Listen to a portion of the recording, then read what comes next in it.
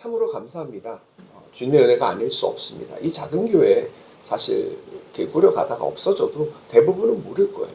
한국 교회에 무슨 큰 여파를 끼치는 것도 아니겠죠.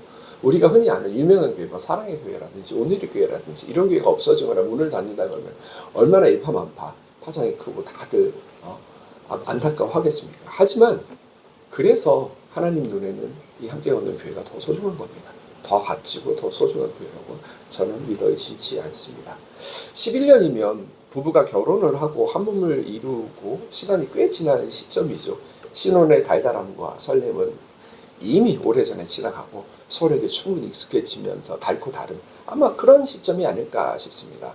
저도 올해가 결혼 27주년이었는데 10주년쯤 생각해보면 10년이 뭐야 11년이 뭐야 한 5년만 지나도 뭐 서로 알 만큼 다 알고 아유 저 인간 또 저러네 그런 시점이잖아요. 그래서 이럴 때 우리가 부부생활 결혼생활이 11주년이 된 부부에게 부부가 행복한 결혼생활을 유지하기 위해서 필요한 게 뭐가 있을까? 굉장히 많겠죠. 근데 그 중에 저는 서로의 거짓말에 속아 넘어가 주는 것이 가장 필요한 시점이 아닌가라고 생각을 해봅니다. 우리 자녀들이 이제 3일만 있으면 31일이 되고 그 다음날 1월 1일 새해가 됩니다. 그러면 새해가 되면 부모와 자식 간에 나름 덕담을 하고 새해 다짐을 하잖아요. 그러면 저도 자식을 넷이나 키우고 있지만 대부분 그러죠. 애들이 새해에는 부모님 말씀 잘 들을게요. 사고치고 다니지 않겠습니다. 또 엄마 아빠 올해는 정말 열심히 한번 공부해 볼게요. 이런 말들을 하는데 자식이 이렇게 말하면 부모는 흐뭇한 마음으로 그래 고맙다 그렇게 말해줘서 라고 하지만 저는 압니다. 지키지 못할 약속이라는 걸. 수도 없이 경험으로 검증이 되었거든요. 왜 민망한 표정으로 엄마를 쳐다봤어요. 아이고 귀여워라. 네. 하지만 기꺼이 그 뻔한 거짓말이라는 거 알지만 저걸 얼마나 지키겠어 라고 하지만 기꺼이 속아줍니다. 왜요? 그게 부모가 이 세상에 존재하는 이유니까요. 그렇지 않습니까? 그렇죠? 그 거짓말을 세상 아무도 안 믿어줘도 부모는 믿어줘야 됩니다. 그래야 그 아이가 이 세상에 살아갈 힘이 생기는 거죠. 그렇잖아요. 근데 저만 자식의 거짓말에 속아 넘어가 주는 건 아니죠. 제 부모님도 두 분 다 내년이면 벌써 어떻게 됩니까? 85, 죄송합니다. 85, 83이 벌써 되네요. 제 부모님도 제 거짓말에 속아줍니다. 아유, 죄송해요. 자주 찾아뵙지 못해서 앞으로 자주 찾아뵐게요. 아유, 맛있어요? 엄마, 아빠, 다음에 더 맛있는 거 사드릴게요. 말씀을 드릴 때 매번 진심입니다. 근데 실제로 살다 보면 공수표에 그칠 때가 허다하죠. 사는 게 바쁘다는 핑계로 지키지를 못합니다. 내 자식 건사하느라 또 자비랑 사역자로 이런저런 사역하느라 그러지 못할 때가 저도 역시 허다합니다. 그럼에도 부모님은 에휴 제가 저런 말 한다고 얼마나 지키겠어. 뻔히 아시겠죠. 한두 번 그런 것도 아닌데. 그럼에도 환히 웃으며 그래 고맙다 말이라도 하면서 기꺼이 속아 넘어가 주십니다.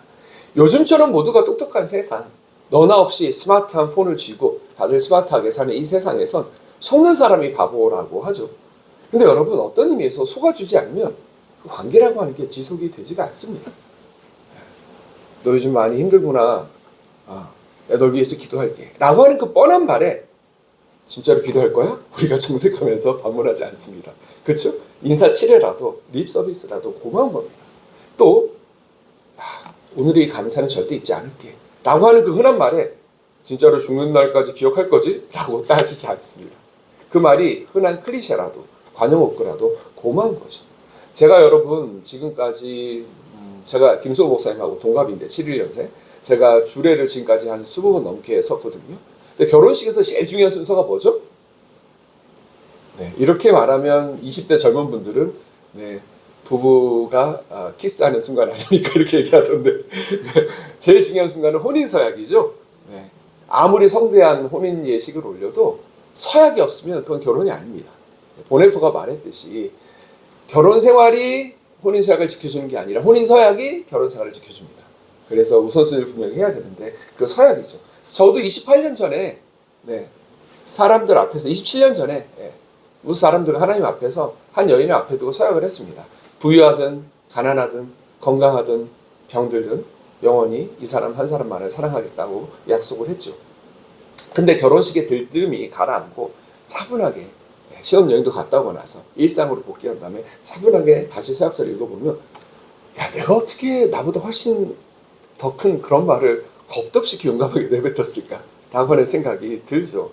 평범하고 지루한 생활을 반복하는 와중에 정지용 시인의 향수의 한 소절을 빌리자면 아무렇지도 않고 예쁠 것도 없는 사철 발벗은 그 나날을 보내는 중에 내가 적어 내려간 서양문을 다시 읽어보면 야, 나라는 작은 그릇으로는 도저히 담아낼 수 없는 말이구나. 한낱 죄인에 불과한 내가 도저히 지킬 수 없는 말이잖아 라는 현타가 시기에 들죠. 그래서 그리스도의 긍휼과 도우심에 우리는 절대적으로 의존해야 하는 존재입니다. 사실 여러분, 영원히 당신을 사랑하겠다는 말부터가 그렇지 않습니까?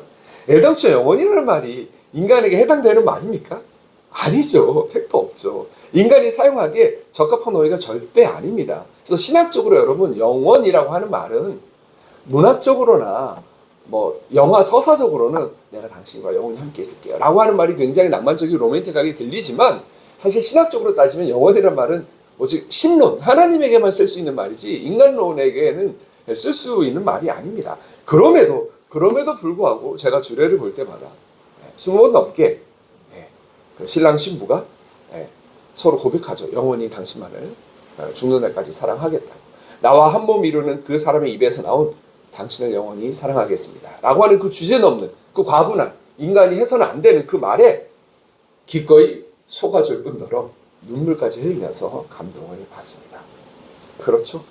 근데 좀 슬프게도 그 서약에 속은 지 11년, 우리 함께 걷는 교회가 11주년이 됐는데 11년이 지나면, 그리고 저처럼 30년에 가까워지면 내가 달라지도록 더 노력할게, 여보 내가 조금 더 잘할게 라는 어디서 많이 들은 그 말에 절대 속아주지 않습니다.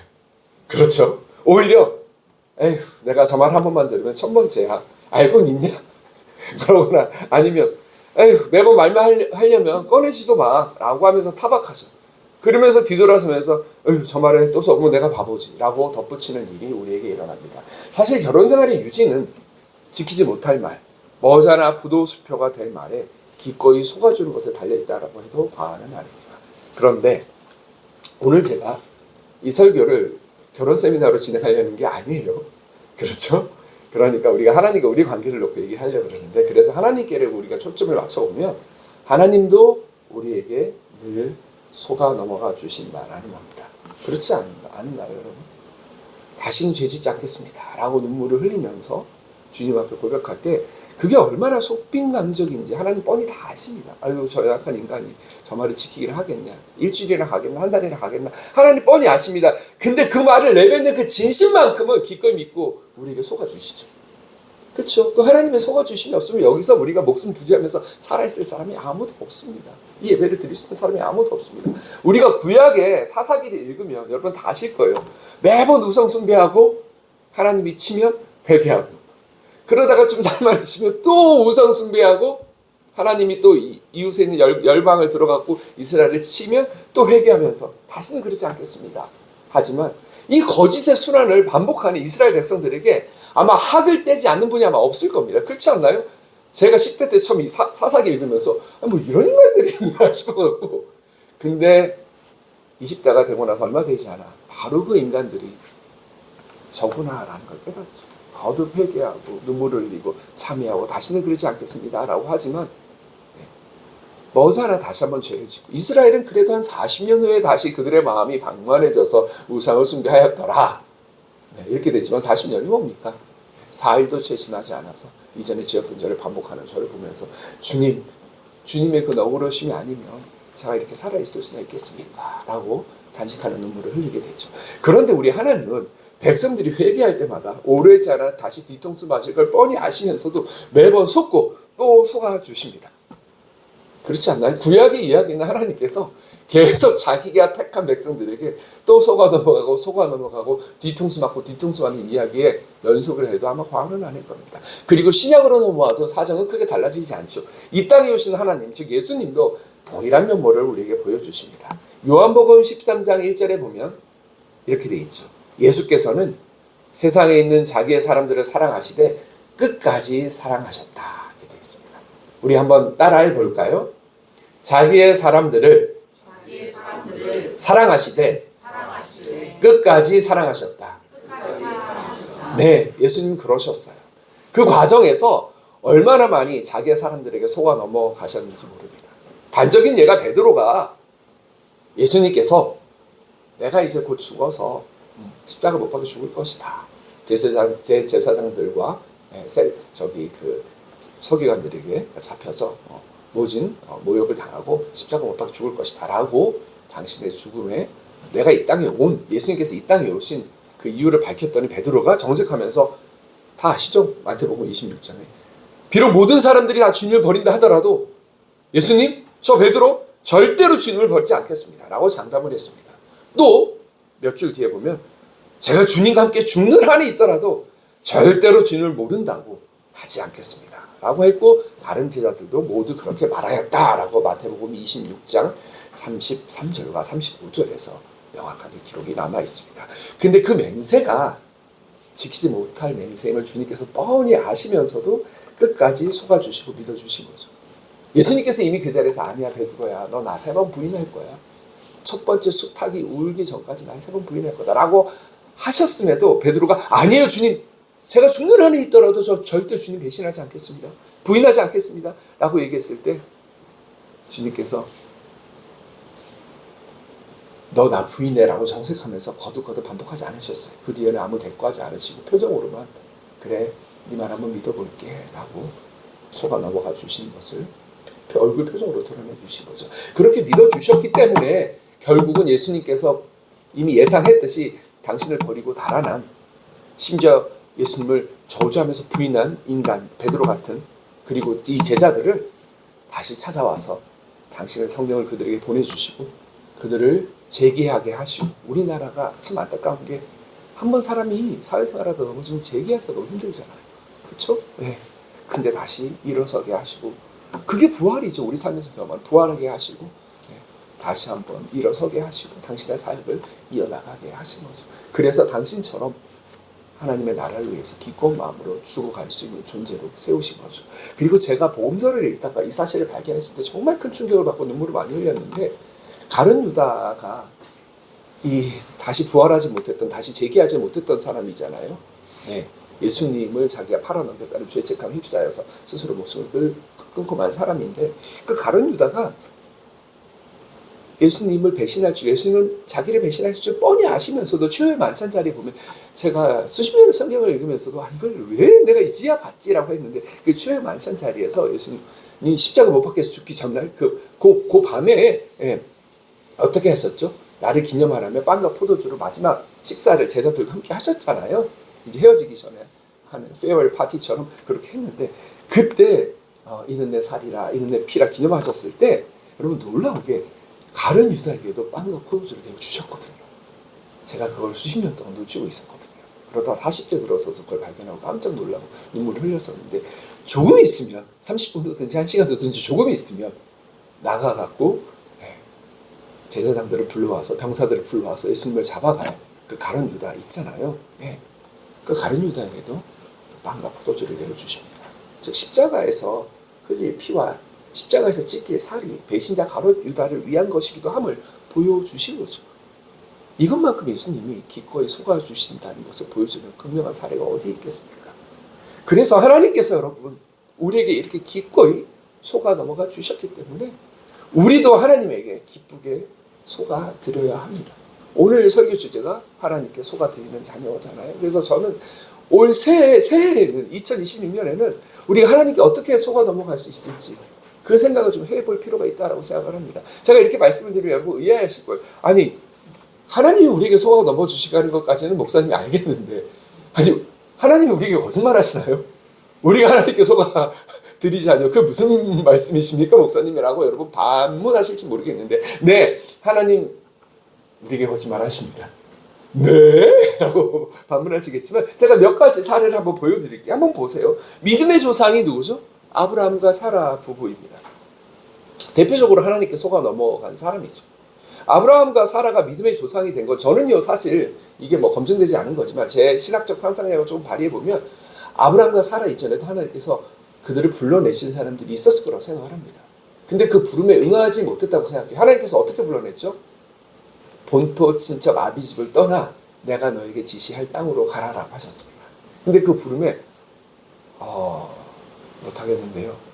그건 좀 너무 당황스럽네요, 주님. 라고 하면서 주저할 때 그 부름에 응답한 부부 아브람과 사라였죠. 그래서 두 사람에게서 하나님이 찾아오셔서 본토 친척 아비집이라고 하는 게 뭐죠? 경제적인, 신체적인 모든 안정감을 제공해 주는 곳입니다. 여러분, 제가 조금만 설명을 하면 그 당시 때는 그 국가라고 하는 단위가 제대로 없었고 치안이나 이런 게 없었어요. 경찰이나 이런 게 없었습니다. 그러니까 부족 사회 아래 속해 있지 않고 밖으로 나가면 언제 위험이 될지 모르는 거예요. 특히 이 사람들이 뭐 하는 사람들이었죠? 유목민이었잖아요. 유목민이었기 때문에 들에 나가서 소떼와 양떼를 몰고 염소떼를 몰고 다니면서 꼴을 먹이고 풀을 먹이고 물을 먹이고 하면서 살찌워서 키워야 됩니다. 근데 오늘은 동으로 내일은 서로 이렇게 다니는 사람들인데 언제 이렇게 옛날에 강도떼라고 하는 것이 어떤 거냐면 광야에서 강도떼가 와갖고 칼로 그 목동을 죽이고 그 양떼와 소떼와 염소떼를 뺏어가는 거예요. 그게 재산. 그 당시 때 아브라함의 재산이라고 하는 게 창세기 보면 나왔지만 뭐 양이 몇백 마리고 이렇게 돼 있지 않습니까? 그게 재산이에요. 강도들이 그래서 그렇게 창고를 한 겁니다. 근데 부족 사회를 내 시족 사회를 내가 떠난다. 내 클랜을 떠나가지고 내가 혼자 어디로 갈지도 모르면서 하나님께서 앞으로 지시한 땅도 아니죠. 지시할 땅으로 말한 그 지시할 땅으로 간다는 게 얼마나 막막하고 힘들고 위험을 감수해야 하는 일인지 이건 상상 못할 일인 거죠. 더군다나 젊은 날에는 그냥 사서 고생한 나라고 하지만 젊은 날도 아니죠. 75세 때 아브라함의 나이 때 사라의 나이 65세 때 부르심을 받았는데 당시에 사람들이 뭐 100세 좀 넘어서 살더라. 야곱도 120세까지 살았고 아브라함도 뭐 175세까지 살았잖아. 이렇게 생각해 보면 그리고 사라도 127세까지 살았으니까 뭐 그때면 한 중년쯤 아닌가? 뭐 제 나이쯤 된다고 할 수 있겠죠. 근데 그렇게 쉬운가요? 그 나이 때? 여러분 제 나이 때 제가 지금까지 이렇게 놨던 삶의 기반을 다 내려놓고 완전 남의 나라로 이민 가듯이 그렇게 직선거리로 1500km고요. 갈대아 우르에서 가나안 땅까지 이렇게 우에서 돌아간 거리를 따지면 한 3000km는 되거든요. 그 멀리 그렇게 말도 통하지 않는 곳으로 떠난다고 하는 게 여러분 그게 쉬운 노릇이 아니잖아요. 아마 주위에서 다들 미쳤다라고 만류를 했을 겁니다. 부족 사회가 주는 안정과 평생 고생해서 일군 삶의 기반이 주는 안정감을 버리고 그러니까 오늘날에 우리가 다 목을 걸고 있는 게 뭐죠? 하나님보다 우리가 더 신뢰하는 게 뭡니까? 영어로 얘기하면 a sense of security잖아요. 안정감이라고 하는 거. 그 안정감에 다 목을 매잖아요. 우리 집 애들 4명도 마찬가지예요. 제가 아무리 도전적으로 살고 하나님께 네 인생을 걸어서 목을 해보라라고 얘기해도 일단 안정된 직장을 얻는 게 급선무인 거죠. 하나님보다 그게 더 중요한 겁니다. 그럼 그게 우상이 되는 것이죠.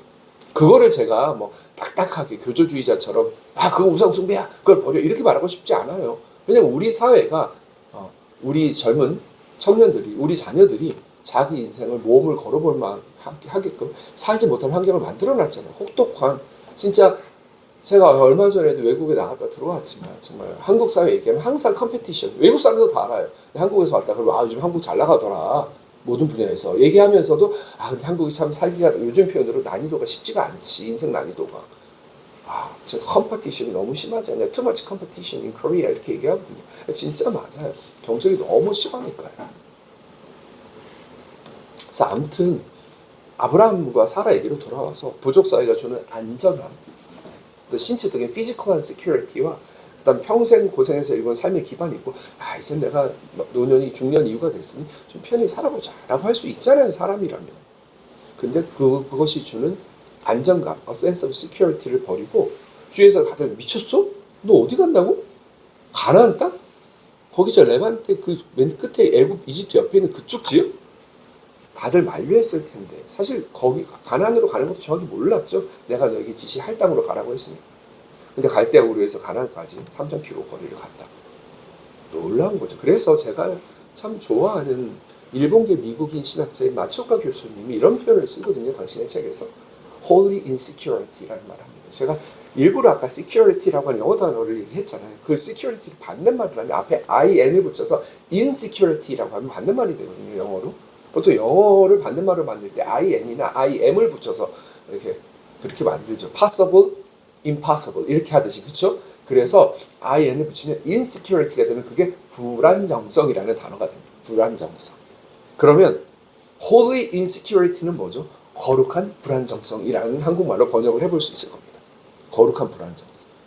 그러니까 다들 안정감을 추구하는 시기에 예나 아브라함 시대 때나 4,000년 전이나 아니면 지금 21세기에 살고 있는 우리나 다들 시큐리티에 목말라 있는 그 안정감 구축이 다들 사활이 걸린 거죠. 저도 이제 50대 중반이 되니까 다들 노후를 준비해야 돼. 결국 그거 다 시큐리티 문제 아닙니까? 그렇잖아요. 근데 그 시기에 아브라함은 다 내려놓고 또 친척 아비집을 떠나 하나님께서 지시할 땅을 따라 걸어간 거죠. 그게 insecurity잖아요. 불안정성인데 그 앞에다가 근데 그 부름에 응답한 것이 바로 거룩하다라고 해서 holy insecurity, 거룩한 불안정성의 걸음. 그래서 제 조울자인 욕정의 예수에도 아브라함의 그 얘기를 좀 상세하게 풀어놓죠. 그래서 아브라함과 사라가 하나님의 부름을 받고 힘들게 두렵지만 내디딘 그 첫걸음, 그 a step of holy insecurity, 그 걸음이야말로 아브라함이 믿음의 조상이라고 오늘 불리게 만든 근본적인 동기다라고 제가 얘기를 하죠. 근데 여기서 아브라함이 오늘 이제 설교 주제와 맞춰서 얘기하면 아브라함이 이렇게 믿음의 조상이라고 불릴 만한 그 위대한 모험의 여정, 하나님만 의지하는, 그러니까 세상에 이 땅에 안정감을 두는 게 아니라 하늘에 하나님께 안정감을 두는 그 위대한 여정을 출발했음에도 아브라함이 하나님께 부름 받아서 이 땅에 묻히어서 조상에게 돌아가는 죽는 날 그날까지 그 100년의 여정간 믿음의 조상으로 불린 또 하나의 이유가 저는 있다고 생각하거든요. 그게 하나님께 늘 속아드리는 삶을 산 것이 저는 결정적이라고 오늘 생각합니다. 그 얘기를 오늘 좀 펼쳐내보고자 합니다. 여러분, 일단 하나님께서 아브라함에게 얘기한 게 뭐죠? 오늘 본문 말씀 좀 띄워주시겠어요? 네. 먼저 13장에 있는 말씀 좀 띄워주시면 좋겠는데, 거기 보면 아브라함이 롯이 아브라함을 떠난 후에 이제 얘기를 하시는데, 아브라함이 일단 오늘 여기 나오기 전에 두 사람에게 자식이 있을 것이다. 자식이 있을 것이다 얘기를 하죠. 그래서 하나님께서 아브라함 나이 75세 때, 사라 나이 65세 때 너희들에게 자식이 있을 거야. 근데 여러분, 그 약속이 언제 이루어졌죠? 그 아브라함과 이삭과 야곱의 하나님이라고 얘기할 때 그 이삭이 언제 태어났습니까? 아브라함 나이 100세에, 사라 나이 90세에. 그러니까 25년간 아브라함과 사라는 하나님 아버지께 속아드린 거예요. 그렇죠? 그렇잖아요. 뭐 그래도 100세 선물로 이삭이 생겼으니 뭐 약속을 지키긴 한 거죠. 근데 자식 말고 땅을 놓고 이야기하면 얘기가 완전 달라집니다. 오늘 여기 본문 말씀 보시면 그 13절부터 보시면 롯이 아브라함을 떠나오는, 이게 약간 배경을 여러분 설명을 드릴게요. 아브라함이 본토 친척 아비집을 떠나서 하나님을 따라 나갈 때라고 돼 있는데, 여기 말고 요 전에요. 근데 아브라함의 조카인 롯이 있었어요. 아브라함의 조카, 그러니까 아브라함의 형제의 자식인 거죠. 그 롯이 아브라함을 따라 나섰고 돼 있습니다. 제가 요거는 얘기를 많이 안 할게요. 시간이 없으니까. 보세요. 아브라함 누구를 따라 나갔다고요? 하나님의 말씀을 따라 나갔는데 롯은 아브라함을 따라 나섰다라고 돼 있어요. 누구를 따라 나섰냐가 굉장히 결정적인 차이죠. 아브라함과 사라는 하나님을 보고 따라 나섰다면 롯은 평소에 존경하고 신뢰하던 아브라함 삼촌을 따라 나서야겠다. 아브라함 작은아버지를 보고 저분이 가는 길에는 뭔가 있겠지.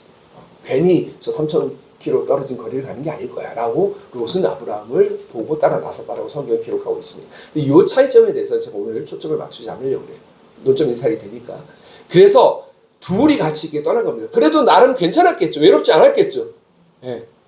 혈육 하나 없고 가족 하나 없는 이방 땅에서 외롭지 않았겠죠. 근데 드디어 아브라함이 롯하고도 결별을 할 시기가 온 거예요. 왜냐하면 감사하게도 그곳이 너무 땅이 좋고 물이 많고 풀이 많고 이러니까 이 염소와 양을 기르기 너무 좋았던 거죠. 그래서 가축이 막 불어나니까 나중에 두 이몽민 가정에 목동들이 서로 충돌하고 싸우기 시작합니다. 다 아시죠? 그러니까 아브라함이 롯을 불러서, 조카야, 우리가 좀 먼 곳에 우리 고향이 있는데 떠나와서 여기 타국에 가서 여기 이방인으로 살아가고 있는데 우리가 이렇게 싸워서 되겠냐? 사이좋게 지내야지. 그래서 우리가 지금은 같은 지역에 머물기 쉽지 않을 것 같다. 가축 수가 늘어나서. 그러니 우리 서로 분가하자. 외롭겠지만. 그리고 대신 자주 왕래해보자. 자, 그러면 눈을 들어 하늘을 봐라. 땅을 봐라. 네가 보기 좋은 땅을 골라라. 그래서 먼저 양보를 하죠. 자기가 나이도 많고 자기가 먼저 출발을 하고 롯은 따라왔음에도 불구하고 아브라함이 대승적으로 통 크게 양보를 합니다. 그래서 롯은 누가 봐도 에덴과 같았던 이라는 표현이 나오죠. 에덴 동산처럼 아름다웠던 소알 땅이 아주 기름지고 물이 많고 그곳을 선택을 합니다. 양과 염소를 키우기에 유목민으로 살기에 뭐 최적지죠. 그래서 네가 동하면 나는 서하겠고 네가 나가면 나는 북하겠다. 아브라함이 얘기하죠. 그래서 우리가 부딪히지 않으려고 네가 소할 땅을 택하면 나는 반대편으로 갈게. 상대적으로 더 열악한 땅에서 살겠죠. 그렇게 양보를 한 다음에 이렇게 우리가 통크에 양보하면 항상 하나님이 따라 하라고 등장하시죠. 너 잘했어. 대신 내가 너에게 약속할게 라고 하면서 하나님이 와서 약속을 하시는 부분이에요. 롯이 아브라함을 떠난 후에 여호와께서 아브라함에게 이르시되 보시면 너는 눈을 들어 너 있는 곳에서 북쪽과 남쪽 그리고 동쪽과 서쪽을 바라보라. 사방을 다 보라는 거죠. 보이는 땅을 내가 너와 네 자손에게 주리니 영원히 이르리라. 자, 그 땅을 보이는 모든 땅을 어떻게 한다고요? 너한테 줄게. 약속하셨어요. 그 다음 16절 한번 볼게요. 내가 네 자손이 땅의 티끌같이 하리니 네 자손이 땅의 티끌처럼 많을 것이다. 큰 민족을 이루리라. 왕들이 네 허리에서 나오리라. 이런 약속은 이후에도 하시잖아요. 하나님이 아브라함한테. 17절 보세요. 너는 일어나 그 땅을 종과 횡으로 그러니까 가로로 세로로 막 걸어봐. 네가 할 수 있는 한 그걸 다 너에게 줄게. 우리 옛날에 어린 시절에 이것도 우화에 보면은 하루 종일 다녔던 그 땅, 네가 오늘 하루 종일 다녀서 돌아온 모든 땅을 너에게 줄게라고 하는 장면이 나오잖아요. 뭐 마법의 그 지니 같은 마법사가 띵당 등장해갖고 도깨비 같은 애가. 근데 욕심많은 사람이 너무 멀리 갔다가 돌아왔는데 쓰러져 죽고 말았더라. 그 땅을 누리지 못했더라. 그 우화로 많이 돌아다니는데 그 정도로 종과 횡으로 두루 다니면 내가 그 땅을 네가 밟고 다니는 모든 땅을 너에게 줄게. 너에게라고 얘기했어요. 심지어. 위에는 그나마 너와 네 자손에게 주리라 했는데 여기서는 너한테 준다고 했어요. 그런데 이 약속이 이루어졌습니까? 이 약속이 이루어졌나요? 아니죠. 하나님께서 이렇게 큰 소리를 쳤는데 아브라함이 살아생전에 큰 땅을 차지한 적이 있습니까? No. 자신의 가족이 뿌리내릴 작은 땅이라도 한 평이라도 있었습니까? No, 아니에요. 그래서 그 다음 오늘 본문 한번 보여주시겠습니까? 23절에 보면 23장에 보시면 사라가 127세를 살았어요. 그래서 조상에게로 돌아갔습니다. 사라가 지금 본문 띄워놨습니다. 가나안 땅 헤브론 곧 기럇 아르바에서 죽음에 아브라함이 들어가서 사라를 위하여 슬퍼하며 애통하다가 100년 이상을 반려한 배우자니 애통할 수밖에 없죠. 물론 성경에는 아브라함과 사라가 언제 결혼했는지 나와 있지 않아요. 하지만 아마 이 사라나 27세 전에 결혼했을 거라고 생각을 합니다. 그래서 그 다음에 보면 그 시신 앞에서 일어나 헷적 속에게 말하여 이르되 나는 당신들 중에 나그네요 거류민이니 나는 아직도 이방인이다. 여러분 이게 지금 가나안 땅에 들어온 지 벌써 한 60년 훌쩍 넘은 시점이잖아요. 근데도 나는 당신들 중에 나그네고 아직 거류민이다. I'm not one of you. 난 당신 중에 한 명이 아니다. 내가 땅 한 평도 없다. 근데 지금 이렇게 시신이 있는데 짐승이 뜯어먹게 할 수도 없지 않냐. 내가 나의 죽은 자를 이 고인을 내 앞에서 내어다가 장사하게 그 땅을 좀 나에게 팔아달라고 애청을 하는 거죠. 여러분 저는 이 대목 읽으면서 나 이 대목 읽으다가 눈물이 나거든요. 아니 하나님이 안정된 삶의 기반을 놓고 떠나라고 해서 그 부름을 받아 왔는데 멀쩡한 사람 불러내가지고 눈을 들어 땅끝과 지평선까지 바라봐라. 너한테 줄게. 너와 네 자손에게 줄게 라고 약속했잖아. 근데 자기 아내가 죽었는데 자기 아내를 묻으려고 하는 땅 한 평이 없어요. 100년을 넘게 1세기를 넘게 동고동락한 아내가 죽었는데 묻어줄 땅 한 평이 없는 삶을 살게 했단 말입니다. 하나님께서 우리에게. 화나지 않나요? 너무 속상하지 않나요? 나는 이 부분 읽을 때마다 눈물 나거든요. 그래서 햇사람들한테 가고 제발 이게 1년이라는 도리가 있지 않냐. 내가 지금 매장을 안 하면 짐승이 밥이 될 텐데 이건 인간 존엄성을 해치는 일이지 않냐. 제발 막벨라 굴이 있는 그 붙어있는 땅이 있지 않냐. 그 작은 밭이. 그걸 좀 팔아줘라. 내가 아무리 당신들 중에 한 명이 아니고 나그네고 이방인에 불과하지만 내가 당신들한테 해 끼친 거 없지 않냐. 우리 늘 좋은 관계로 살았지 않냐. 제발 좀 땅 좀 팔아서 나 장례식 좀 치르게 해달라고 요청을 하는 거죠. 사방을 둘러보라고 보이는 모든 땅을 너에게 주겠다고 한 그 호방한 약속이 무색하게 겨우 아내가 죽고서야 묘자리를 쓸 땅이 생기죠. 그래서 햇사람들도 저 이방인한테 땅 주면 안 되는데 여기 정착하면 안 되는데 라고 불편했지만 이건 어쩔 수 없지 않냐. 평생을 동고동락한 아내가 죽었는데 이 땅을 안 파는 건 좀 너무하다 해서 땅을 내어주죠. 그래서 땅을 은 40세겔인가 400세겔을 받고 땅을 팝니다. 근데 여러분 보세요. 이 이후에도 아브라함은 죽을 때까지 다른 땅을 차지했다는 기록이 없어요. 성경에 보면. 아무리 좋게 보려고 해도 하나님이 명백하게 거짓말하신 겁니다. 75세에 부름을 받은 아브라함이 175세에 죽는데 아브라함이 이 모든 땅을 차지할 거라는 하나님의 거짓말에 100년간 속아들인 거예요. 그렇지 않습니까? 읽으면 때로 화도 나고 속상하고 왠지 내 처지랑 비슷한 것 같아서 눈물도 나고 하거든요. 이 대목 읽을 때마다. 이게 어떤 느낌일까요? 하나님 부름 받아서 나름 하나님께 헌신한 삶을 살았는데 배우자가 죽었는데 배우자의 장례식을 치를 만한 비용이 없어서 쩔쩔매는 상황이라고 해야 될까요? 굳이 갖다 붙이자면? 하나님께서 여러분에게 그렇게 대하셔도 여러분 끝까지 하나님께 속아 넘어갈 수 있을까요? 난 참 쉽지 않을 거라 생각해요. 하나님께 속은 사람 하면 예레미야 빼놓을 수 없죠. 네. 예레미야가 여러분 난 예레미야를 생각하면 참 입장이 참 딱하다는 생각이 자주 드는데 예레미야, 눈물의 선지자 예레미야에게 하나님께서 백성에게 선포하라고 했던 가장 핵심적인 말씀이 뭐였죠? 이스라엘의 지금 남유다죠. 북이스라엘이 이미 망했고 남유다가 남아있는데 남유다의 나라의 운명이 등불 앞에 촛불처럼 지금 있는 겁니다. 바벨론이 대제국으로 이룬 바벨론이 남유다까지 집어삼키려고 하는데 거짓 선지자들은 하나님께서 어젯밤에 나에게 찾아와서 얘기했어. 우린 절대 바벨론에게 망하지 않을 거라고. 근데 예레미야가 백성들에게 전했던 메시지는 뭐죠? 여러분이 그동안 하나님을 끝없이 배신하고 우상숭배를 했기 때문에 하나님께서 바벨론을 들어 여러분을 칠 겁니다. 그 매를 달게 맞으십시오. 그리고 70년간 포로 생활을 우리가 해야 됩니다. 라는 얘기였죠. 근데 이게 신앙적으로 얘기하면 뭐 큰 문제가 없을 수 있는데 여러분 민족적으로 얘기하면 어떻게 됩니까? 우리는 잘 알죠. 이 입장이 어떤지. 왜? 우리나라가 일제에게 먹혀본 바가 있어서. 일제 강점기 때 누가 나타나가지고 여러분 우리가 일제에게 35년 동안 나라를 뺏기고 일제에게 불종하는 것이 하나님의 뜻이라고 합니다. 달게 하나님의 매를 맞으라고 합니다. 라고 누가 목사가 얘기했다고 칩시다. 그리고 저런 내궁도를 만나 이완용 빰 후드려 칠놈 하고서 다들 일어나서 그렇게 말하고 제가 그 당시 때 태어나서 그렇게 말하고 다닌다면 아마 독립운동가들의 암살 대상 1호가 아마 됐을 겁니다. 그렇지 않나요? 그러니까 얼마나 예레미야 입장이 곤란하겠어요. 자기 사랑하는 민족에게 남의 나라가 우리를 침공했을 때 조용히 패배해라. 하나님의 뜻이다. 라고 말하기가 정말 싫었겠죠. 입이 떨어지지 않았겠죠. 근데 하나님 말씀이기 때문에 전한 거잖아요. 근데 그렇게 전했더니 어떤 일이 일어났어요? 역시 백성들에게 배척을 당하고 살해 위협을 받았죠. 예레미야가. 그리고 다른 선지자가 왔고 예레미야 깃방망이로 후덜 패면서 하나님 너한테 그렇게 얘기했다고? 어젯밤에 하나님이 오셨는데 나한테는 정반대로 얘기하셨어. 이렇게 얘기하는 장면이 구약성경에 보면 나오거든요. 여러분 성경 읽으세요. 굉장히 재밌어요. 어지간한 소설 못지않게. 근데 나중에 예레미야가 당했던 걸 보면 예레미야가 나중에 그래서 하나님을 원망합니다. 보세요. 하나님이 자기를 유혹하고 하나님 나에게 사기쳤군요 라고 분노를 터뜨립니다. 예레미야 20장 7절 혹시 찾아볼 수 있는 분 찾아보세요. 20장 7절인데 제가 읽어드릴게요. 들어보세요. 주님께서 나를 속이셨으므로 내가 주님께 속았습니다. 오늘 주제가 뭐예요? 설교 제목이? 하나님께 아버지께 속아드리는 자녀.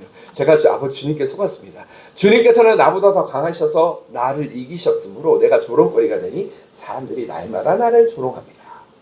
에휴 저 병신 저거. 우리한테 바벨론에게 70년 노예생활하라고 한 저 병신 저거 라고 하면서 보는 사람마다 나를 손가락질하고 조롱하고 고개를 흔드는데 주님 나를 속이셨군요. 어떻게 나한테 이러실 수 있습니까? 라는 거죠. 여기서 여러분 신학 공부를 제가 했으니까 속이다라에 해당하는 히브리어 파타흐라는 단어가 있거든요. 이게 유혹을 뜻해요. 주님께서 나를 속이셨으므로. 그러니까 직역하면 어떻게 주님께서 나를 유혹하셨으므로 이렇게 되고 주님께서 강하여 나를 이기셨으므로 이거는 하사크인데 이게 뭐냐면 이게 올리기 싫은데 강간이라고 하는 단어예요. 그러니까 쉽게 말해서 예레미야가 지금 여성형으로 쓰고 있는 거고요. 드센 남성인 하나님이 처녀인 자신을 유혹하고 강간하고 성폭행했다라고 한 거거든요. 주님 저를 꼬드겨가지고 저를 강간하셨어요. 어떻게 나한테 이러실 수가 있어요? 라고 지금 얘기하는 거예요. 직설적으로 번역을 하면. 물론 우리 한국말 성경으로 그렇게 번역할 수가 없으니까. 그래서 우리 한국의 성경에는 점잖게 주님께서 나보다 강하셨으므로 나를 속이시고 이렇게 돼 있지만 원문을 보면 나를 유혹하고 나를 강간하셨습니다. 이렇게 얘기한 거죠. 그래서 제가 외국에서 신학 공부할 때 제 지도 교수였던 브라이언 걸시 교수님이 이 대목은 좀 되게 민망하지만 이렇게 번역하는 게 맞다. I was fucked. fuck이 뭐예요? 우리가 욕할 때 이렇게 하는 말이지만 fuck이 원래 성관계를 갖다 이런 뜻이고 fucked가 되면 성관계를 당하다 이런 뜻인데 I was fucked. 그래서 죄송해요 여러분, 죄송해요. 우리 어린 친구들이 있는데 그걸 갖고 좆됐다 이런 표현으로 쓰잖아요. 한국말로 욕이 있는데 그게 I was fucked 이러면 나 좆됐네 이렇게 쓰는 거예요. 근데 그게 직역하면 나 강간당했네 이런 뜻이거든요. 그래서 정확히 번역하면 I was fucked by you Lord. 주님, 제가 당신 때문에 당신에게 by you Lord, 주님에게 강간당했습니다 이런 뜻이거든요. 직역하면. 그래서 좀 욕을 섞어서 얘기하면 주님 제가 당신 때문에 좆됐습니다 이런 표현인 거예요. 쉽게 말해서 제가 말로 하기 너무 힘들어서 그래서 글로 제가 욕쟁이 있어요 다 써놨죠 제 책에다가. 근데 예레미야처럼 하나님께 속아 넘어가는 사람이 없는 거죠. 자, 시간이 없으니까 이제 신약으로 넘어가 볼게요. 예수님에게 속지 않은 사람도 적지가 않죠. 일단 제자들이 그래요. 마가복음 10장에 보면 베드로가 이렇게 얘기합니다. 28절에 보십시오 주님, 우리가 모든 것을 버리고 주님을 따랐습니다. 그랬더니 예수님께서 이렇게 말씀하십니다. 내가 진정으로 너에게 말한다. 나를 위하여, 복음을 위하여 집이나 형제나 자매나 어머니나 아버지나 자녀나 논밭을 버린 사람은 지금 이 세상에서 박해를 받긴 하겠지만 집과 형제와 자매와 어머니와 자녀와 논밭을 100배나 받을 것이고 오는 세상에서는 영생을 받을 것이다 이렇게 얘기합니다. 100배를 받는다고 했어요. 100배를. 여러분 주님을 위해서 작은 거라도 한번 버려보신 경험이 있죠? 네. 저도 그런 경험이 있거든요.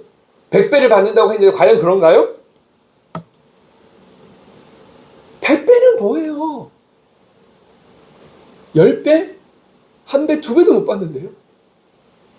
제 개인적인 경험사를 얘기해보면 저는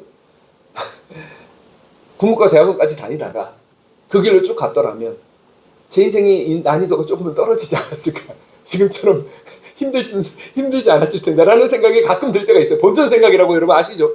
네, 저도 사람이니까 괜히 부름이니 소명이니 하며 중간에 진로를 바꿔서 목회자가 되지 않았더라면 제 인생 난이도가 지금보다는 상당히 낮아지지 않았을까라는 생각을 합니다.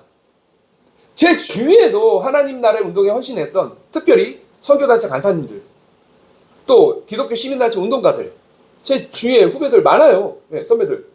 그래서 마흔이 다 되도록 캠퍼스 현장에서 뛰다가 사역을 그만둘 즈음이 되니까 사회생활에 아무런 커리어가 없어요.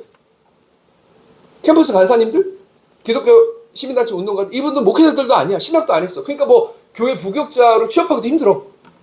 너무 막막한 거죠. 사회생활에 아무 커리어가 없어. 뭐 하려고 해도 경력에는 그냥 대학 졸업하자마자 선교단체 간사 이걸로 어디에 명함을 내밀고 어디에 이력서를 내죠? 그래서 가끔 내가 밥을 사주면 형님 솔직히 내가 선택한 길이라서 후회한다고 말해도 좀 바보 같은 짓이긴 한데 내 얼굴에 내가 먹칠을 하는 건데 침뱉기인데 진짜 다시 그때로 돌아가라 그러면 간사로 안 살았을 것 같아요. 운동가로 안 살았을 것 같아요. 가족들 보기에도 미안하고 애들한테도 죄송하고 참 어렵게 취업해가지고 입에 풀칠을 하고 있는데 참 마음이 좀 씁쓸하네요. 이런 얘기를 들으면 너 이렇게 믿음 없이 왜 그러냐 라고 하는 말이 나오는 게 아니라 아무 할 말이 없죠. 공감이 되니까. 여러분 박찬욱 감독을 제가 되게 좋아하는데 박찬욱 감독의 영화 아가씨에 보면 이런 표현이 제가 제일 좋아하는 문장이죠. 나의 인생을 망치러 나의 구원자. 예수님이 구원자가 맞거든요 진짜로. 근데 내 인생을 망치러 오신 분이야 확실히. 내가 보면 내 인생을 받아 그렇고 내 주위에 있는 사람들 그렇고 아니 당신 보고 따라갔는데 아브라함도 그렇고 예레미야도 그렇고 이게 뭡니까 진짜 이런 말이 막 절로 드는 거죠. 그래서 후배가 이러면 하나님한테 속은 것 같아요. 20대 복음의 열정에 불타갖고 내 인생 주니까 바친다고 했는데 좀 씁쓸하네요 이런 말을 하면서 웃는데 참.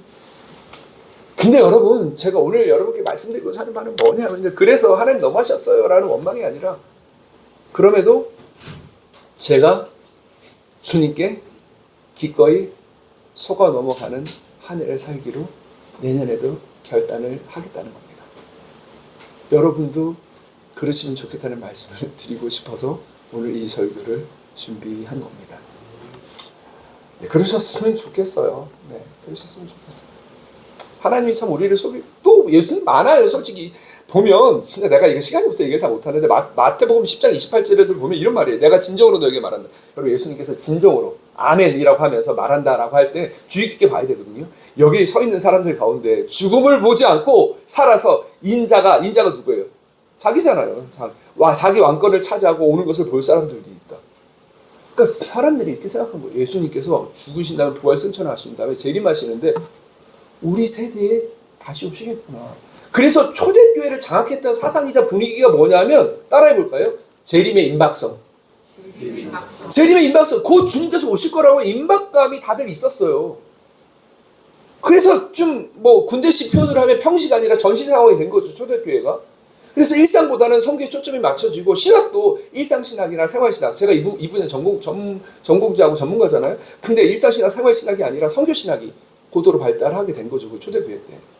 아니 조금 우리 살아생전에 주님이 다시 오신다는데 무슨 한각의 일상의 얘기를 하고 있을 때가 어디 있어. 한 명이라 영혼 구원하기 하는 게 궁극적인 초점이. 그래서 사도 바울도 자기 소원이 뭐예요? 저기 그 당시에 땅끝으로 알려진 서바나 스페인까지 가서 내가 복음을 전하겠다. 그 일념으로 살았던 거잖아요.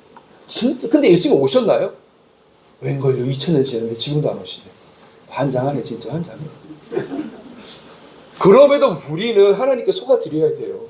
왜냐하면 하나님께서 너무 크시기 때문에 우리가 그분을 다 헤아릴 수가 없고 우리 인간에게 거짓말처럼 들릴 수밖에 없는 말씀을 하실 수밖에 없거든요. 그리고 우리가 작다는 걸 다 이해를 해야 돼. 마치 어린아이가 부모의 말을 다 이해하지 못하고 엄마 아빠 거짓말장이야 라고 속상해하듯이. 근데 이걸 얘한테 어떻게 얘기해야 되나. 5살짜리 얘한테 이걸 거짓말이 아니라는 거예요. 단적인 예로 여러분 우리가 하나님의 사랑이 얼마나, 제가 자주 드는 사례인데 하나님의 사랑이 얼마나 큰지 우리가 그 사랑을 다 이해할 수가 없어. 이게 어떤 정도냐면 굳이 비유를 하자면, 제가 글 쓰는 사람이니까 비유를 하자면, 여러분 잠실에 있는 그 롯데타워 있잖아요. 세계에서 5번째로 크다는 그 건물 100층이 넘는데 그 건물 앞에 가보신 적 있나요? 진짜 크죠. 예. 거기서 건물 한 5분씩만 보면 뭡니까 이거 거북목 확실히 해소는 될 것 같아요. 이렇게 계속 보고 있습니다. 예. 근데 그 잠실 롯데타워 앞에 개미 있잖아요. 개미가 한 1cm밖에 안 되잖아요.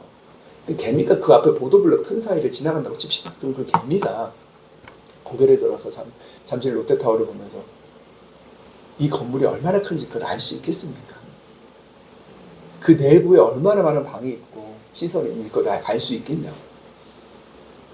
제가 그 앞에서 그 건물을 보면서 그러다 고개를 목이 하고 숙이고 하는데 개미가 지나가는 거예요. 그 개미를 보면서 야, 이 개미가 이 건물이 얼마나 큰지 알까?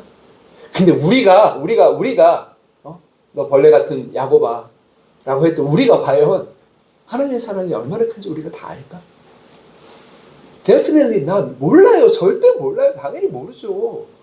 우리가 하나님의 사랑이라고 얘기하는 거는 어떤 거냐면 우리가 살아가면서, 제가 인생을 55년 동안 살면서 제가 지금까지 살면서 받았던 사랑 중에 제일 큰 사랑, 그게 부모님께 받았던 사랑이건, 그게 친구에게 받았던 사랑이건, 아니면 선생님이나 운이 좋아서 좋은 목사님을 만나서 받았던 사랑이건, 혹은 감사하게도 참 좋은 배우자를 만나서 그 배우자에게 받았던 사랑이건, 그 내가 살면서 받았던 가장 큰 사랑 곱하기 한 1000배, 10,000배 하면 대략 이게 하나님의 사랑이겠거니라고 우리는 짐작할 뿐이죠. 근데 하나님의 사랑은 그것보다 훨씬 way more 훨씬 더 크거든요.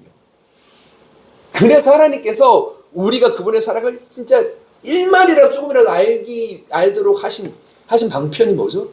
그게 사랑의 물질화예요. 물질로 사랑을 보여주시는 거죠. 우리가 볼 수 있고 만질 수 있고 맛볼 수 있고 냄새 맡을 수 있도록, 들을 수 있도록. 그래서 성육신이라고 하는 게 하나님의 사랑이 육화되고 물화된, 육화, 물화라는 말을 써요. 영어로는 materialized 혹은 embodied 혹은 신학적으로 incarnated라는 단어를 씁니다. 그렇게 물화하고 육화해서 우리 인간이 보고 만지고 냄새 맡고 맛볼 수 있도록, 즉 쉽게 말해서 우리 오감으로 하나님의 사랑의 경험을 할 수 있도록 해놔야 우리가 하나님의 사랑이 그렇게 크구나라고 알 수 있는 그런 존재거든요. 우리가. 그래서 에덴 동산부터가, 에덴 동산을 보면서 아담과 하와가 얼마나 그 안에서 기뻐하고 감사하면서 행복하게 살았겠어요. 그 에덴 동산이라는 게 뭐야? 하나님의 사랑이 그렇게 물화되고 육화된 거죠. 물질화된 거죠. 모든 동산의 나무 열매 먹어도 돼. 다 너희 거야. 내 사랑이 바로 이런 거야 라고 보여주시는 거잖아요. 그렇죠? 그리고 모세율법이 어떤 거죠? 하나님의 사랑이 인간의 언어라고 하는 그걸로 육화되고 물화되는 거죠. 그렇잖아요. 그리고 선지 예언자들의 말이 뭐예요? 하나님의 사랑이 귀로 들릴 수 있도록 그리고 육화되고 물화되는 거고요. 그래 예수님이 이 땅에 오신 거야말로 그 육화 물화의 정적. 그래서 우리가 그걸 성육신, 말씀이 육신이 되어 우리 가운데 거하셨음에 라고 우리가 이해하고 있는 거죠. 그래서 제가 드리고 싶은 말씀은 하나님의 사랑이 너무 크기 때문에 우리가 이해할 수 있는 방법으로 우리가 감과 오감을 통해서 하나님의 사랑을 어렴풋이 느낄 수 있는 방법으로밖에 계시를 할 수밖에 없는 거예요. 그래서 그 사랑이 너무나 커요. 그래서 성육신이라는 방법을 통해서 그 사랑을 경험하도록 하지만 그분의 여전히 많은 면모는 여전히 신비에 놓여 있는 거죠. 그 대표적인 것이 바로 아담과 하와에게 말하는 선악과입니다. 자, 요 얘기를 하면서 오늘 설교를 마치려고 하는데 여러분 선악과 한번 가만 보세요. 나는 요즘에 더 선악과 얘기에 더 집중하게 돼요. 이 에덴 동산의 서사에 더 집중하게 되는데 아담과 하와에게 하나님께서 정말 지금 제가 얘기했죠. 하나님의 사랑을 그들에게 물질로 경험으로 오감으로 경험할 수 있게 하는 게 첫 번째가 뭐냐면 천지창조고 그 끝판왕이 에덴 동산의 말씀을 드렸잖아요. 그래서 모든 게 다 자유로워. 근데 단 하나 제약이 걸려 있죠. 단 하나 제약이 있어. 그게 뭐죠? 선악을 알게 하는 나무는 먹지 마라. 이걸 먹으면 반드시 죽으리라. 하나님 말을 전적으로 아담과 하와가 믿지 않고 에이 설마 이렇게나 사랑이 크신 하나님께서 우리를 죽이겠어 저거 하나 따먹는다고? 라고 하면서 하나님의 말씀에 속지 않으려고 하다가 대신 누구의 거짓말에 속아 넘어간 거죠? 뱀의 말에 속아 넘어간 거죠. 눈이 밝아져서 하나님과 같이 될 것이다. 그래서 창세기 3장 4절 5절 한번 보세요. 뱀이 이렇게 말합니다. 내가 읽어드릴게요. 아니야. 너희 절대로 죽지 않아. 하나님은 이 뱀이 얘기해요. 너희가 그 나무 열매를 먹으면 말이야. 너희 눈이 밝아지고 하나님처럼 되어서 이게 되게 핵심적인 건데 너희 눈이 밝아지고 하나님처럼 되어서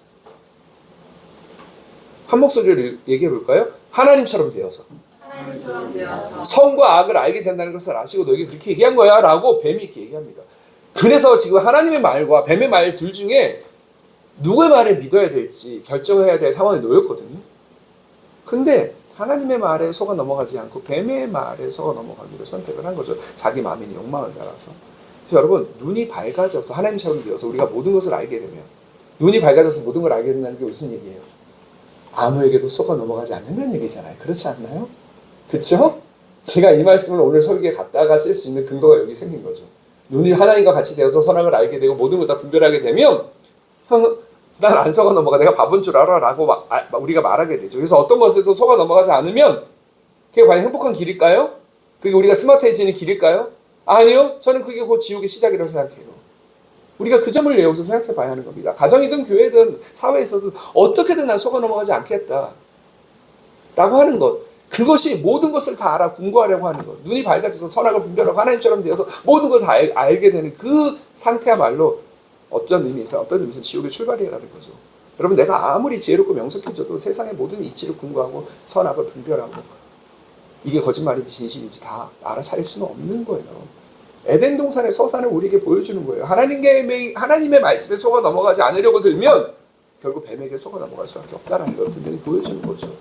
그래서 뱀이 하와에게 속삭인 거짓말이 호랑이 담배 피던 시절의 이야기가 아니에요. 오늘날에도 사방에 널려 있습니다. 대표적으로 어떤 거죠? 돈이 최고라는 거짓말 말이에요. 성공이 제일이라는 거짓말 말입니다. 명문대 간판이 제일이라는 그런 거짓말 말이죠. 근데 그런 거예요. 생각해 보세요. 선악과를 먹으면 눈이 밝아져서 하나님과 같이 된다라고 뱀이 말했죠. 근데 동일하죠. 돈 많이 벌고 성공하면 하나님과 같이 돼요. 원하는 거 다 할 수 있어. 내 삶을 내 혼자 힘으로 컨트롤할 수 있어. 라고 얘기하고 속삭이고 있는 거잖아요. 오늘날의 공중권세를 잡은 자가 오늘날의 뱀이 우리에게 그렇게 속삭이는 거잖아요. 정확히 일치하지 않습니까? 여러분 내가 원하는 거 다 할 수 있고 내 삶을 내 혼자 힘으로 컨트롤할 수 있다? 계몽주의 이후로 데카르트 이후로 항상 얘기했던 인간의 자율성 얘기를 좀 하고 있는 것이에요. 오타너머스한 측면에서 얘기하고 있는 거예요. 인간의 자율성. 인간 어디에 메인 존재가 아니에요. 자율적으로 독립적으로 내 삶을 내가 해나갈 수 있어. 되게 멋있는 얘기 같지만 사실 내 삶을 내 혼자 힘으로 컨트롤한다. God is in control이 아니고 I'm in control. 내가 모든 걸 컨트롤할 수 있다. 이거야말로 뱀의 속삭이는 거죠. 그렇기 때문에 여러분 돈이 최고라는 거짓말, 성공이 제일이라는 거짓말에 속을 봐야 예수님에게 속아서 예수님을 위해서 하나님 나라를 위해서 나를 위해서 버리면 몇 배를요? 100배. 새빨간 거짓말이고 우리 다 알지만 그 거짓말에 속아서 인생을 탕진하는 편이 훨씬 낫지 않을까요? 새를 맞아서 저는 하나님의 거짓말에 어떻게 새에는 속아드릴까? 요즘 그 생각을 참 많이 합니다. 여러분 요즘에 노후 대비에 관한 말이 정말 많이 나와요. 뭐 아니나 다를까 OECD 국가 중에서 한국, 대한민국이 선진국에 잘 사는 나라라는 거 다 알거든요. 세계가 더 잘 알죠. 근데 놀랍게도 부끄럽게도 우리나라가 노인 빈곤율 OECD 국가 중 1위예요. 그죠? 그리고 내 주위에서도 이런 말을 합니다. 우리 50대 중반이잖아. 우리가 건강하게 일할 수 있는 나이가 얼마나 남았겠어. 말년에 돈 없으면 우리 인간으로서의 존엄이 위협받아. 이런 말들을 계속 듣게 됩니다. 그렇죠? 제 가까운 분도 노후 대비해놓고 올해 은퇴를 하셨어요. 저보다 한 살 많은데. 70년생인데 이미 은퇴를 하시고 계산기 다 두드려보고 나 은퇴할란다. 보면 부럽죠? 옆에서 보면 부러워요. 그런 분들 보면. 와 좋겠다.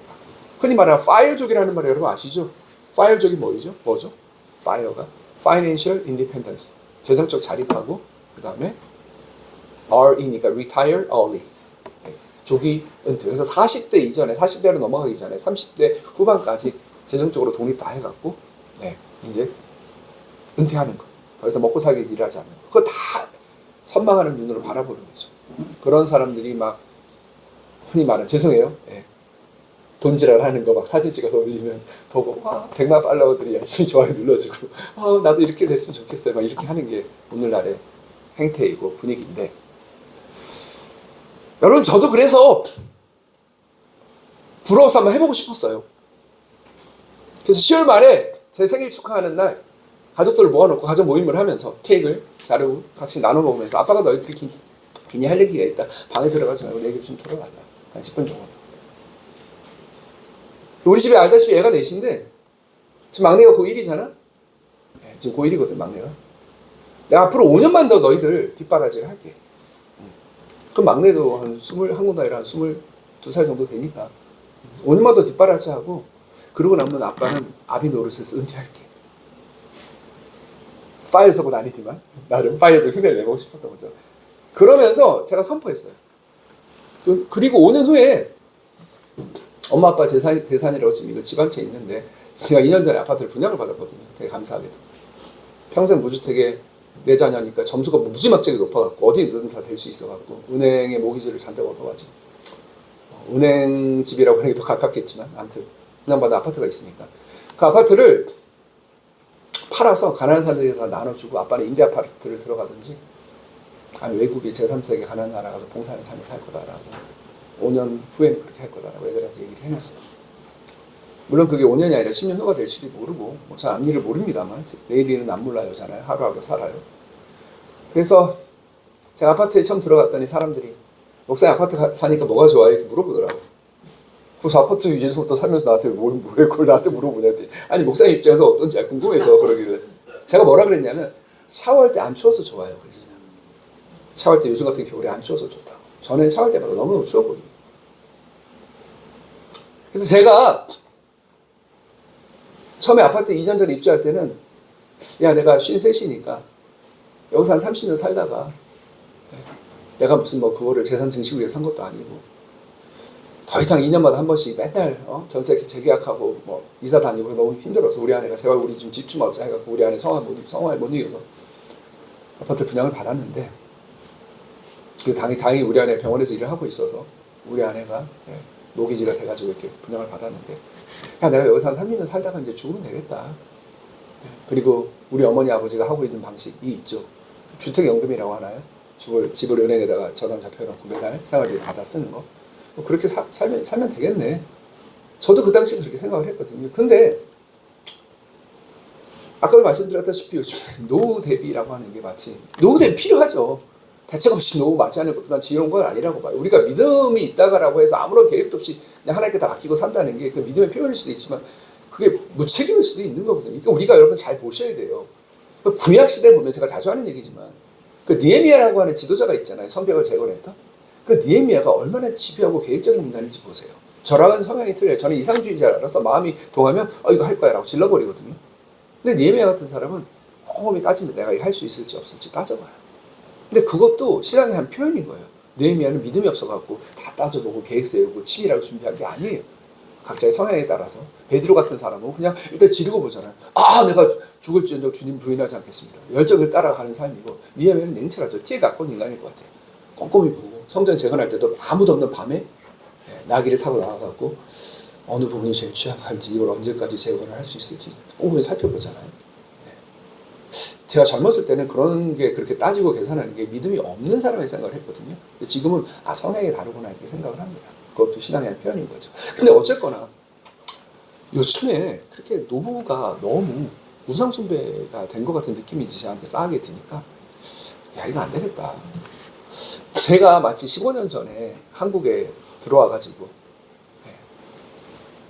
한국 와보니까 10년 거의 한 9년 10년 만에 한국 와보니까 한국 분위기가 너무 달라졌더라. 어떻게 달라졌냐면 다 돈돈 하는 거예요. 심지어 그리스도인들조차도. 그래서 제가 그때 그래? 그럼 나는 우리 6인 가족이니까 6인 가족 최저 생계비를 한번 살아볼게. 그런 진리 실험을 한번 해볼게. 라고 해서 그렇게 실험을 하다가 그게 이제 세바시에서 제가 나가갖고 세상을 바꾼 시간 15분에서 6인 가족 197만 원으로 뭐 신나고 이렇게 살기 그런 그 출연해서 이제 그 강연을 한 게 이제 그 시기거든요. 제가 왜 그게 197만 원이냐면 그 당시 때 2010년, 2011년도 정부 산정 6인 가족 최저 생계비가 197만 원이었어요. 그래서 내가 그 돈을 한번 살아보겠다라고 해갖고 한 2, 3년간 그 돈으로 살고 또 차상위 계층으로 살고 했던 그런 실험을 했던 거죠. 근데 이제 그 마음이 다시 드는 거죠. 그래, 또 한 번 진리 실험을 할 때가 왔구나. 제가 그 함석헌 선생님이 번역한 간디 자서전을 되게 좋아하는데 간디 자서전이 제목이 간디 자서전이고 부제가 뭐냐면 부제가 진짜 좋아요. 나의 진리 실험 이야기예요. 간디 자서전 그 두 권책을 읽으면서 수많은 구절의 밑줄을 걷는데 제가 그럼에도 불구하고 가장 좋아하는 문장이 뭐냐면 나의 진리 실험 이야기라고 하는 그 짧은 부제.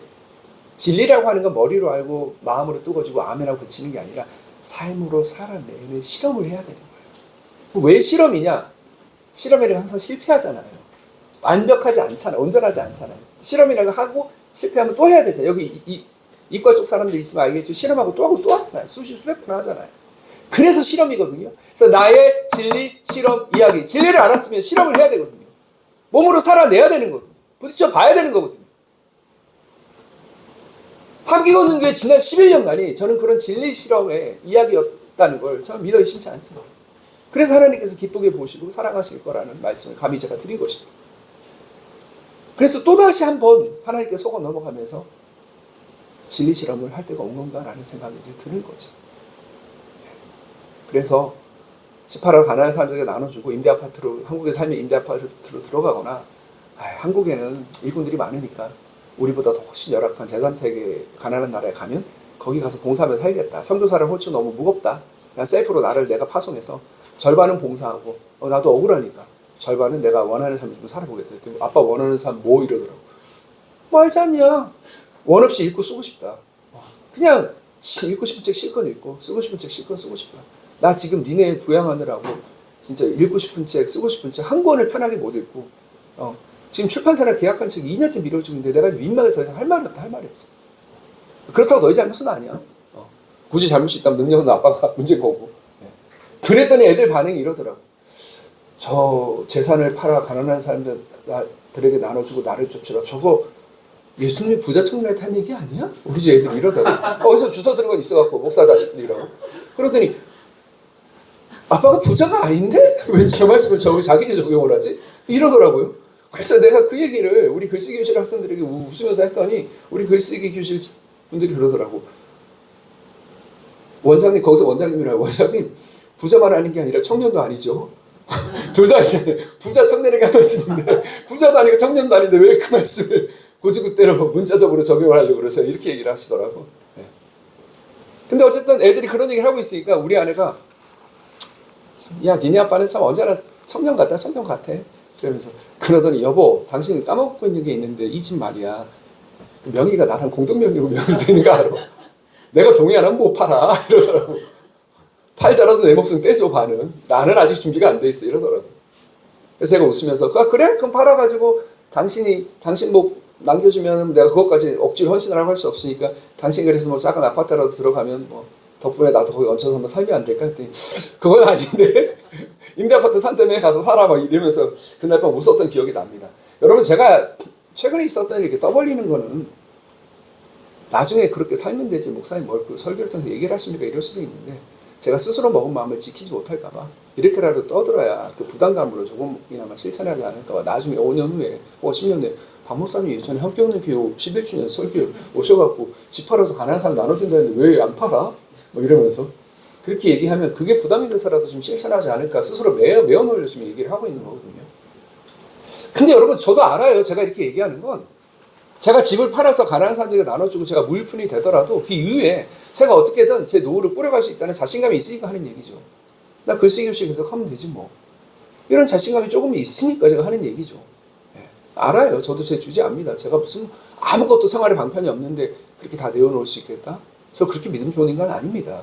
아무튼 어쨌거나 하나님께 속아 넘어보겠다라는 바람을 갖습니다. 그래서 그 앞으로 5년 후지만 그렇게 준비를 해야겠다. 하나님께 속아 넘어갈 수 있는 준비를. 부자 청년처럼 한번 다시 한번 도전하고 살아봐야겠다라는 생각, 다짐을 하게 되는 연시고요. 또 우리 셋째에게 우리 김성 목사님 아시겠지만 고2 올라가는 그러니까 지금으로부터 딱 2년 전인가요? 네, 고2 올라가는 딱 시점에 3년 전이네요. 시점에 아빠 저 음악하고 싶어요. 그래서 제가 잘했다. 사람 하고 싶으면 하면서 살아야지. 나도 너 공부 안 받는다 생각했어. 음악해 했는데 야 제가 세상 물정 아무리 모른다지만 작곡과는 너무했어요. 레슨을 그 기악이나 성악은 좀 속된 말로 한 놈만 패면 되잖아요. 노래 하나 뭐 기악이면 뭐 악기 뭐 피아노나 뭐든 하나 하면 되잖아요. 근데 작곡은 다 해야 돼요. 다 피아노 레슨 실기도 봐야 돼요. 화성학도 해야 돼요. 처음도 해야 돼요. 뭐 다 해야 되더라고요. 더군다나 또 웃긴 건 작곡은 머리가 있어야 되는 거지 모르겠어요. 수능도 한 40% 들어가. 대학에 따라 다르지. 공부도 너무 안 돼. 미치고 팔짝 뜨겠더라고요. 자비랑 목회자로 살면서 걔 뒷바라지 하느라고 내가 고2, 고3 2년간을 진짜 나중에는 내 정체성 내가 목사야. 돈 버는 인간이야. 목사도 돈 벌어야죠. 그건 뭐 말할 것도 없긴 하지만 그리고 돈 버는 일이 세상 일이 아니잖아요. 거룩한 일이잖아요. 그렇죠? 아멘? 네, 그럼요. 네. 그렇긴 하지만 어쨌든 좀 이건 그러더라고. 근데 그때 우리 아들이 열심히 안 했어요. 열심히 안 했거든. 제가 여러분 부모로서 그렇게 괜찮은 부모가 아닌데 내가 우리 애들한테 그나마 야 아빠 이 정도는 했지 않았냐라고 얘기할 수 있는 게 뭐냐면 나 성적 가지고 대학 가지고 니네 공부 가지고 니네 괴롭힌 적은 없다. 공부 좀 해. 이성적으로 어떻게 대학 이런 말 한 적 한 번도 없거든요. 야 성적 이게 뭐니? 이런 적 한 번도 없거든요. 진짜. 그건 애들도 알 거예요. 제가 부모로서 그거 하나는 잘했다고 생각합니다. 그게 항상 애들한테 좋은 건지 아닌지 모르겠지만 어쨌거나 세상이 다 대학 뭐 공부하는데 나는 그 흐름 타지 않으려고 나는 거기 편승하지 않으려고 내가 그랬던 거죠. 그거 하는 내가 잘했다고 생각합니다. 근데 어쨌든 내가 공부를 안 하니까 내가 애들에게 대학이니 공부니 푸시하는 사람이 아님에도 내가 이렇게 고생하는데 이렇게 열심히 안 한다고 해서 제가 2년 동안 고2, 고3 2년 동안 제가 2번을 승진을 했거든요. 왜 너 열심히 안 해? 막 큰 소리를 했어요. 진짜. 아빠가 이렇게 죽어라 고생하는데 너 이게 뭐냐고 너무한 거 아니냐고 인간적으로 막 역정을 냈거든요. 막 분노가 막 솟구쳐 오르더라고. 근데 우리 아내가 집에서 큰 소리 하는 걸 되게 싫어해요. 가끔 그런 일이 있어요. 애들이 버릇이 없다든지 예의가 없다든지 이런 거 제가 못 참거든요.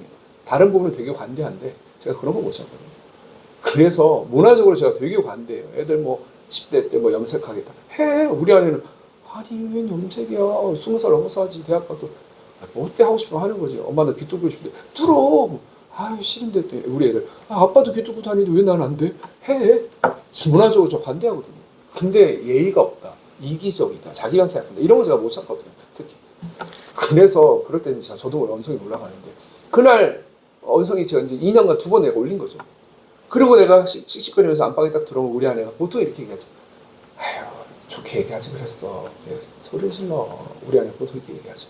근데 그때는 2번 다 잘했어. 좀 혼나야 돼. 이렇게 말하면 그 정도로 우리 아내도 화가 나 있었는데 제가 총대를 대신 낸 거를 고마워하더라고요. 근데 우리 애가 그래서 열심히 했겠습니까? 제가 2번 막 이렇게 승질내고 화를 내서 한 번도 보이지 않은 모습 보면서 애가 좀 아빠 나 솔직히 그때 아빠 화낼 때 무서웠어라고 얘기했거든요. 그도 그럴 수밖에요. 애들 20년 또 우리 큰애가 지금 27이니까 27년간 키우면서 성적이니 공부니 대학이니 갖고 한 번도 화를 안 냈는데 아빠가 그렇게 승질을 내니까 애가 당황하고 놀랐겠죠. 근데 애가 열심히 했을까요? 안 했어요. 그리고 떨어졌는데 울면서 아빠 미안해요. 엄마 미안해요. 제가 더 열심히 했어야 되는데. 근데 제가 그냥 안으면서 그랬어요. 괜찮아.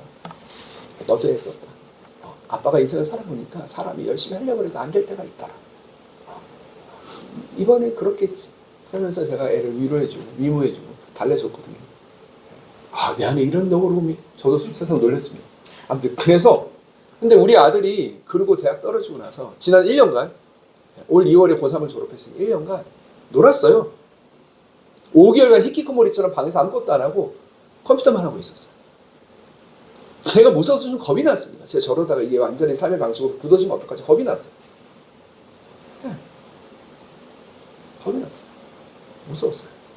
근데 여러분 놀랍게도 제가 그 5개월 동안 애한테 싫은 소리 한 번도 안 했습니다. 재밌냐? 그래. 인생 바빠지면 절대 이런 식이 못 오니까 즐겨라. 제가 그랬거든요. 근데 애가 마음이 좀 가벼워지니 밝아지더라고요. 그래서 영상도 보고 싶은 거 실컷 보고, 음악도 듣고 싶은 거 실컷 듣고. 그러면서 얘기는 했어요. 작곡가는 재수가 기본이라고 하던데 한번 다시 해보면 어떻겠냐. 그래도 2년간 한 개 살아있을 때 해야지. 나중에 하면 감 떨어지니까. 그랬더니 우리 아들이 아빠 대학은 고4고요. 저는 음악을 계속할 마음도 지금 없어요. 저 너무 지쳤어요. 근데 마음이 불안하더라고. 저러다 나중에 한다 그래서 다시 다 까먹고 원점에서 제로 베이스 또 시작하면 어떡하지. 그러더니 저 솔직히 하고 싶은 거 지금 아무것도 없고요. 그럼 뭐 할 건데? 하고 싶은 거 없어요. 군대는 갈게요. 군대는 가야 되니까. 그래서 신검 보고 그리고 막 군대 영장 나오면 빨리 가겠다고 그러고 있었어요. 근데 그랬던 애가요. 8월이 되니까 저 피아노 배울게요 라고 얘기하더라고요. 근데 왜 이게 감동적이었냐면 걔가 2년 동안 항상 걸림돌이 뭐였냐면 피아노였거든요. 피아노를 해야 되는데 피아노를 너무 하기 싫어하는 거예요. 얘 특성이랑 관련이 있는데 얘 절대감이란 말이에요. 어릴 때 초등학교 때 그냥 취미로 동네 피아노를 했을 거 아니에요. 사교육이라고 딱 그거 하나 시켰으니까. 절대감이니까 쉬운 곡은 다 그냥 듣고 그냥 치는 거예요. 악보를 안 보고요. 근데 여러분 그게 체련이 100까지, 바이엘 100까지는 됐어요. 근데 체련이 넘어가니까 음기가 엄청 많잖아요. 그걸 일일이 다 듣고 칠 수가 없어요.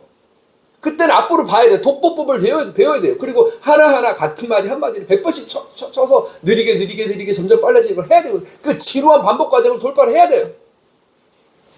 애가 그거 너무 하기 싫어하더라고. 너무 괴로워하더라고.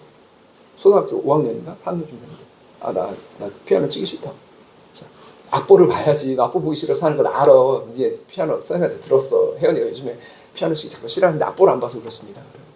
그 지루한 거를 통과를 해야 돼. 아빠도 고등학교 때 기타 배울 때 같은 프레이즈를 수백 번씩 연습했어. 그렇게 해야 돼. 악기는 원래 그런 거야. 미술도 마찬가지야. 데생하면 수백 번 같은 거 놓고 해.